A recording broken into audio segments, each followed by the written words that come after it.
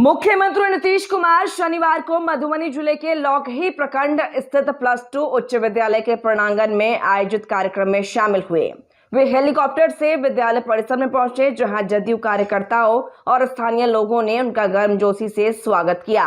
सुरक्षा के पुख्ता इंतजाम के बीच मुख्यमंत्री निर्धारित समय पर अपने कार्यक्रम स्थल पर पहुंचे। उनके साथ जदयू के कार्यकारी अध्यक्ष और राज्यसभा सांसद उप मुख्यमंत्री सम्राट चौधरी, राज्यसभा सांसद संजय कुमार झा, परिवहन मंत्री शीला मंडल और अन्य गणमान्य लोग मौजूद रहे।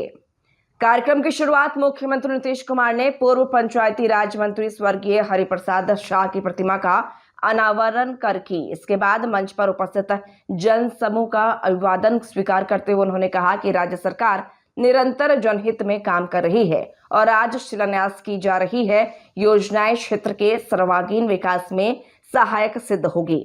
मुख्यमंत्री ने इस अवसर पर कुल 426 करोड़ रुपए की लागत से विभिन्न विकास योजनाओं का शिलान्यास किया।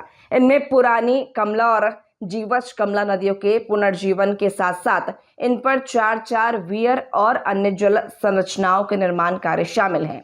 इसके अलावा 31 करोड़ 13 लाख रुपए की लागत से माता सीता और प्रभु श्री राम के प्रथम मिलन स्थल फुलहर स्थान को पर्यटन स्थल के रूप में विकसित करने की परियोजना की भी आधारशिला रखी गई। इसके साथ ही मुख्यमंत्री ने 168 करोड़ रुपए की लागत से जयनगर के शहीद चौक के समीप रेल ओवरब्रिज निर्माण कार्य और 14 करोड़ 53 लाख रुपए की लागत से मधुबनी में एक अंतर्राज्यीय बस अड्डे के निर्माण कार्य का शिलान्यास किया। उन्होंने कहा कि ये सभी योजनाएं क्षेत्र के बुनियादी ढांचे को मजबूत करने के साथ साथ स्थानीय लोगों को बेहतर सुविधा उपलब्ध कराएगी और रोजगार के अवसर भी सृजित करेंगे। मुख्यमंत्री ने अपने संबोधन में लोगों से अपील की है कि वे विकास योजनाओं के सफल क्रियान्वयन में प्रशासन और सरकार का सहयोग करें, ताकि इनके लाभ समाज के अंतिम व्यक्ति तक पहुंच सके।